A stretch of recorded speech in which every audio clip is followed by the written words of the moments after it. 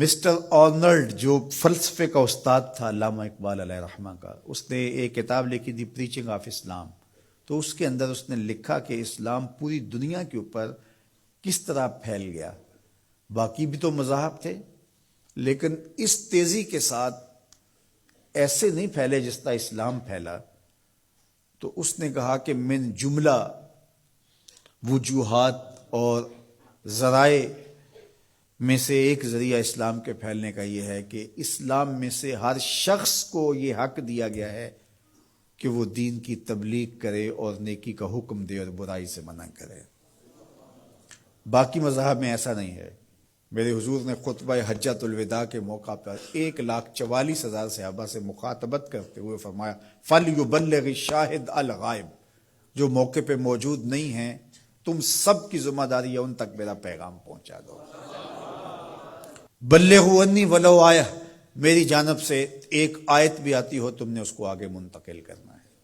مومن ایک معاشرتی فرد ہے جو صرف اپنے آپ کو ہی نہیں بچاتا، دوسروں کو بھی بچاتا ہے، دوسروں کی بہتری کا ضامن ہوتا ہے.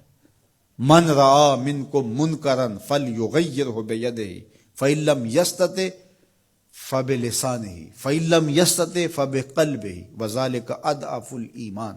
فرمایا تم میں سے اگر کوئی شخص برائی ہوتے دیکھے تو ہاتھ سے منع کرے، اور اگر ہاتھ سے منع نہیں کر سکتا تو زبان سے روکے، اگر زبان سے بھی نہیں روک سکتا تو دل سے برا جانے. وذلک اضعف الایمان، اور یہ کمزور ترین ایمان کی علامت ہے کہ وہ دل سے برا جانے. اسے کم از کم زبان سے منع کرنا چاہیے. کوشش تو ہو کہ ہاتھ سے منع کرے، لیکن آج کل وہ کہتے ہیں جی اب کسی کو کہنے کا زمانہ نہیں رہا. کسی حد تک یہ بات سمجھ میں آتی بھی ہے کہ آج کسی کو اگر کہیں تو وہ الٹا ناراض ہو جاتا ہے، بلکہ کسی کی اولاد کو کوئی تربیتی بات کہیں تو والدین آگے کہتے ہیں کہ تمہیں کس نے حق دیا ہے.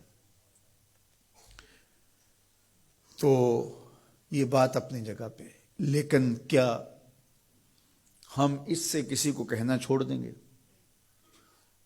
طریقہ کار خوبصورت ایسا رکھیں کہ جو حالات کا متقاضی ہو کہنا نہ چھوڑے. بعض کہتے ہیں کہ جی سانو کی لگے اپنے گھر میں کوئی چھاج بجائے یا چلنے. یہ دور نہیں رہا، زمانہ نہیں رہا کسی کو کہنے کا.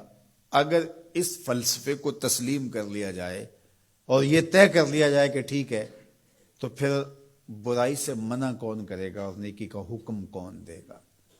جبکہ اس امت کی ذمہ داریوں میں یہ شامل ہے کنتم خیر امت اخرجت للناس تامرون بالمعروف وتنہون عن المنکر. تم بہتر امت ہو. کیوں؟ اس لیے کہ تم لوگوں کو نیکی کا حکم دیتے ہو، برائی سے منع کرتے ہو. یہ اس امت کی ڈیوٹی ہے، ذمہ داری ہے اس امت کی. یہ امت سوچنے لگی ہے کہ جی یہ دور نہیں رہا. یہی تو دور ہے. جب شر پھیل گئی ہو، جب برائی فروغ پا رہی ہو، تو اب تو ضرورت اور زیادہ بڑھ گئی ہے. جتنا اندھیرا گہرا ہو جائے اتنے ہی تو چراغوں کی ضرورت ہوتی ہے. اور ہم یہ فلسفہ تراش کے اپنے نفس کو مطمئن کر لیا کہ یہ دور نہیں رہا کسی کو کہنے کا. حضور نے مثال بیان فرمائی کہ کشتی میں سارے لوگ قابض ہو کے اپنی جگہ کو طے کر کے بیٹھ جاتے ہیں اور سفر شروع ہو جاتا ہے، اور ایک شخص اپنے ہی حصے کی جگہ میں سوراخ کرنا شروع کر دیتا ہے، اور باقی اگر اس کا ہاتھ نہیں پکڑتے، اس کو روکتے نہیں ہیں اور کہتے ہیں ٹھیک ہے وہ اپنی جگہ پہ کر رہا ہے، اپنے گھر چھاج بجائے چلنی ہمیں کیا لگے. تو تھوڑی دیر کے بعد کشتی ڈوبے گی تو یہ بھی سلامت نہیں رہ پائیں گے. اور اگر اس کا ہاتھ پکڑ لیتے ہیں تو وہ بھی بچے گا اور یہ بھی ڈوبنے سے محفوظ رہیں گے. جب برائی پنپتی ہے، برائی کی نشو و نما ہوتی ہے، تو کیا وہ چنگاریاں ہمارے گھروں کو خاکستر نہیں کرتی؟ معاشرہ تباہ ہوتا ہے تو ہم اپنی اولادوں کو پھر کس طرح بچا پائیں گے؟ تو مل کے برائی کو روکنا اور نیکی کا حکم دینا یہ مسلم معاشرے کے تمام افراد کی ذمہ داریوں میں شامل ہے.